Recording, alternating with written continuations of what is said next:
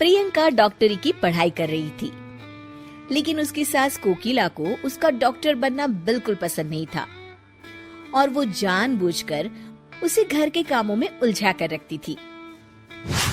नमस्ते आंटी, प्रियंका घर पर है क्या? क्यों, कौन है तू और तुझे क्या काम है मेरी बहू से? जी, मैं उसकी सहेली नीलम हूँ। कल उसका एग्जाम है ना, और उसने मुझसे कुछ किताबें पढ़ने के लिए मंगाई थी, वही देने आई हूँ। अच्छा, तो तू है नीलम जो सारा दिन फोन पर मेरी बहू के कान भरती रहती है। देख लड़की, अगर आज के बाद तूने मेरी बहू को कुछ उल्टी सीधी पट्टी पढ़ाई तो मुझसे बुरा कोई नहीं होगा। और खबरदार, अगर आज के बाद तूने मेरी बहू को फोन किया या दोबारा इस घर में दिखाई दी। अरे माँ जी, पता नहीं आप किस जमाने की औरत है। मैं तो सिर्फ आपकी बहू की मदद करना चाहती थी, लेकिन क्या करे, बेचारी की फूटी किस्मत है जो उसे आप जैसी सास मिली है। ठीक है, जाती हूँ मैं। हाँ हाँ जा, बड़ी आई मुझे भाषण देने वाली, तेरे जैसी बहुत देखी मैंने। शाम को प्रियंका अपने पति के साथ घर आती है। माँ जी, मेरी सहेली नीलम आई थी क्या? अरे बड़ी बदतमीज है तेरी सहेली, बड़ों से बात करने का जरा भी ढंग नहीं है। उसे तो मैंने डांट के भगा दिया। हे भगवान, अब क्या होगा? कल मेरा एग्जाम है। अरे तेरी इस बेकार की पढ़ाई में क्या रखा है? बड़ी आई डॉक्टर बनने। चुपचाप घर के कामों में ध्यान दे। कल मेरी कुछ सहेली आ रही है, उनकी खातिरदारी में कोई कमी नहीं होनी चाहिए, समझी? जी माँ जी।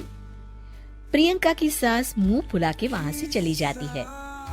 प्रियंका का अगला पूरा दिन अपनी सास की सहेलियों की आवभगत और घर के काम में बीत जाता है और प्रियंका एग्जाम नहीं दे पाती। उस रात प्रियंका अपने पति करण को सारी बात बताती है। अब क्या बोलूं, ये माँ भी ना। कोई बात नहीं, अब तुम अपना मूड ठीक कर लो, अगली बार अपनी एग्जाम की तैयारी अच्छे से कर लेना। फिर कुछ दिनों के बाद, अरे कोकिला बहन, तेरी बहू है क्या घर पर?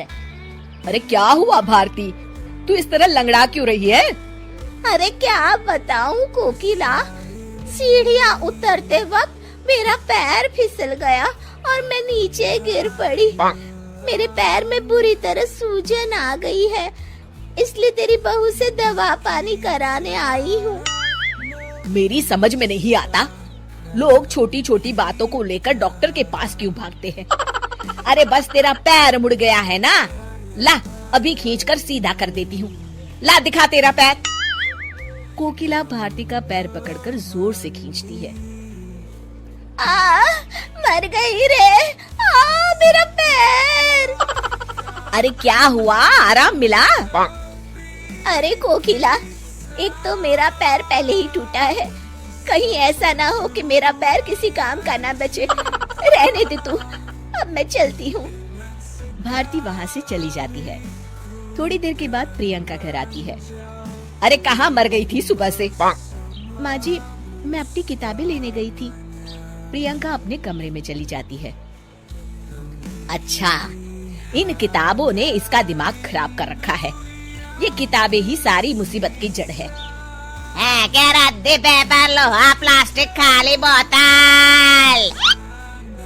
ए रद्दी वाले, यहाँ। जी माँ जी, अभी आया। ये सभी किताबें ले ले। अरे माँ जी, ये सब तो अंग्रेजी की बड़ी बड़ी महंगी किताबें लगती है, आप इन्हें क्यों बेच रही हैं? अरे नास पिटे, तुझे क्या करना है? कौन सी किताबें हैं कौन सी नहीं? तू तो बस अपना काम कर और इन्हें लेकर यहाँ से चला जा। जी माँ जी। रद्दी वाला प्रियंका की सारी किताबें लेकर चला जाता है। प्रियंका को जब इस बात का पता चलता है तो वो बहुत दुखी होती है और अपनी पढ़ाई पूरी करने के लिए लाइब्रेरी जाने लगती है। कुछ दिनों के बाद, अरे मर गई रे। क्या हुआ माँ, तुम्हारी तबीयत तो बहुत खराब हो गई है। आज अपने बंगाली बाबा के पास से दवाई लेकर नहीं आई आप? अरे नाम मत ले उस बंगाली बाबा का, वो तो खुद अपना इलाज नहीं कर सकता, मेरा इलाज क्या खाक करेगा। ठीक है माँ, मैं प्रियंका को फोन करके बुला लेता हूँ। प्रियंका लाइब्रेरी में बैठी पढ़ रही होती है। तभी उसके पति करण का फोन आता है। जी बोलिए करण। माँ की तबीयत ठीक नहीं है, तुम जल्दी घर आ जाओ ना। जी मैं अभी आती हूँ। थोड़ी देर के बाद प्रियंका घर पहुँचती है। क्या हुआ माँ जी? सुबह से माँ की तबीयत ठीक नहीं है।